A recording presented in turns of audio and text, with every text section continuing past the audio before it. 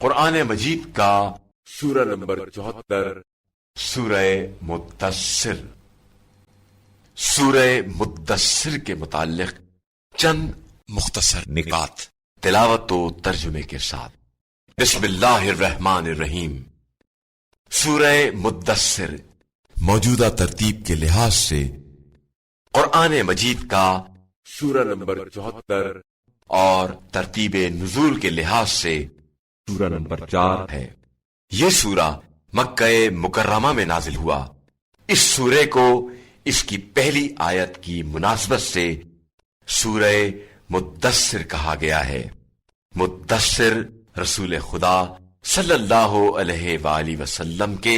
القاب میں سے ایک لقب ہے، جس کا مطلب ہے کپڑا اوڑھنے والا۔ اس سورے کی ابتدائی آیات میں رسول خدا صلی اللہ علیہ وآلہ وسلم کو تبلیغ کی راہ میں جن چیزوں کی ضرورت ہے ان کا بیان ہے، مثلاً پروردگار کی بڑائی، لباس کی پاکیزگی، لوگوں پر تبلیغ کرنے کا احسان نہ جتانا وغیرہ۔ آیت نمبر 11 سے 26 تک ولید بن مغیرہ کے بارے میں نازل ہوئی ہیں، جو دولت مند اور کثیر الاولاد تھا۔ یہ کفار کے سرکردہ افراد میں سے تھا اور رسول خدا صلی اللہ علیہ وآلہ وسلم کا مذاق اڑایا کرتا تھا۔ اس نے کافی سوچ بچار کے بعد قرآن مجید کو جادو قرار دیا تھا، لہذا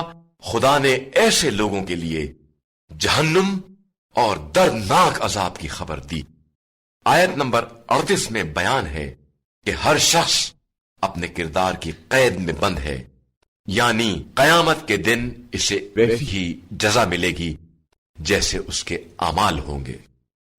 آیت نمبر 40 سے 47 تک میں اصحاب جنت کا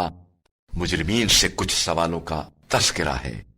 جن سے اندازہ ہوتا ہے کہ نماز کا ادا کرنا اور مساکین کو کھانا کھلانا کس قدر اہمیت رکھتا ہے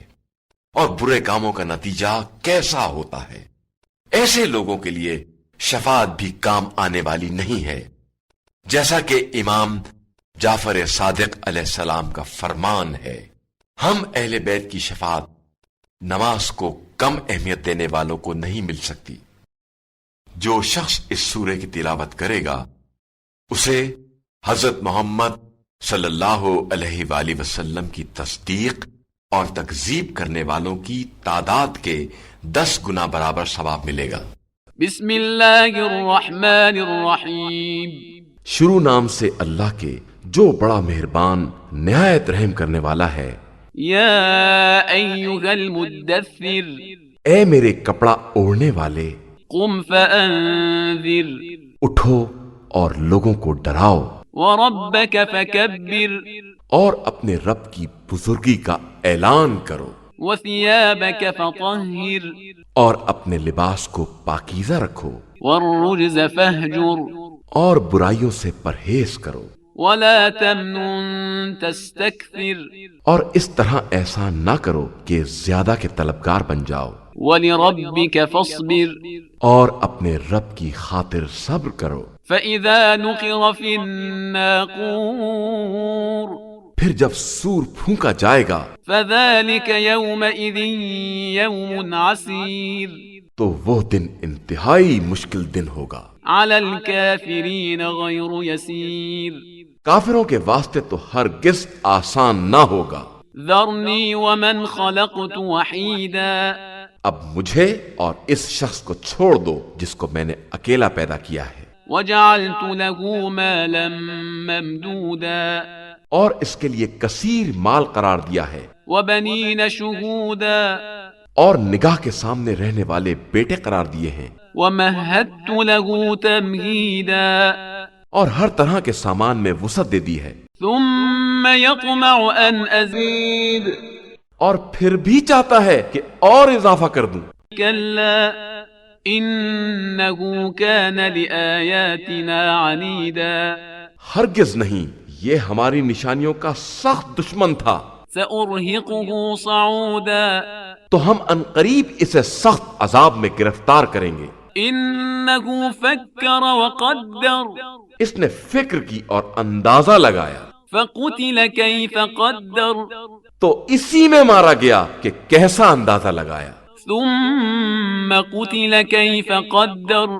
پھر اسی میں اور تباہ ہو گیا کہ کیسا اندازہ لگایا، ثم نظر پھر غور کیا، ثم عبس وبسر پھر تیوری چڑھا کر منہ بسور لیا، ثم أدبر واستكبر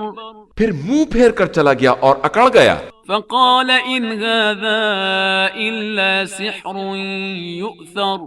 اور آخر میں کہنے لگا کہ یہ تو ایک جادو ہے جو پرانے زمانے سے چلا آ رہا ہے، إن هذا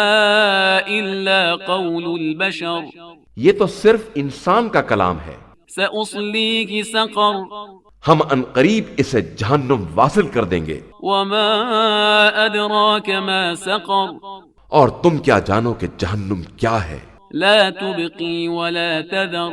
وہ کسی کو چھوڑنے والا اور باقی رکھنے والا نہیں ہے، لواحة للبشر بدن کو جلا کر سیاہ کر دینے والا ہے، عليها 19 اس پر 19 فرشتے معین ہیں، وما جعلنا أصحاب النار إلا ملائكة وما جعلنا عدتهم إلا فتنة للذين كفروا وما جعلنا عدتهم إلا فتنة للذين كفروا ليستيقن الذين أوتوا الكتاب ويزداد الذين آمنوا إيمانا ولا يرتاب الذين أوتوا الكتاب والمؤمنون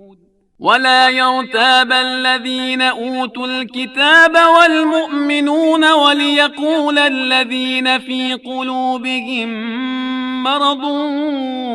والكافرون ماذا أراد الله بهذا مثلا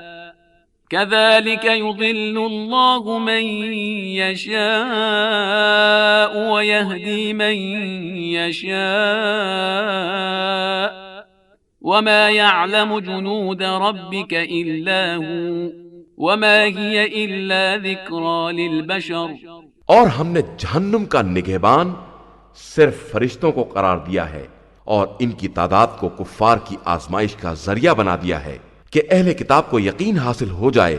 اور ایمان والوں کے ایمان میں اضافہ ہو جائے، اور اہل کتاب یا صاحبان ایمان اس کے بارے میں کسی طرح کا شک نہ کریں، اور جن کے دلوں میں مرض ہے اور کفار یہ کہنے لگیں کہ آخر اس مثال کا مقصد کیا ہے، اللہ اسی طرح جس کو چاہتا ہے